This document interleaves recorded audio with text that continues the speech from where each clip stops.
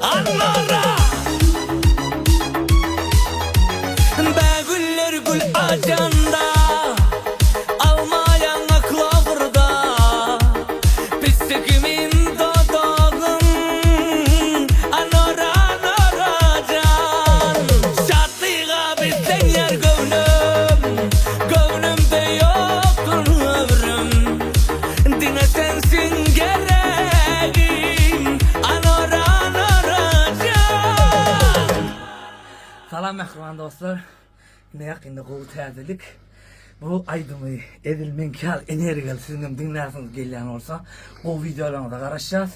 İsteyenler devam gelsin deyip yazın. Batır çağrıyı bırakacağın elin yüreğin dert görmesin. Mena yerinde durup bilem ok. Aydımı katı ütküş bir atmosferası var. Bizim köyneler yaşlı da şimdi geldi. Canınız sağ olsun.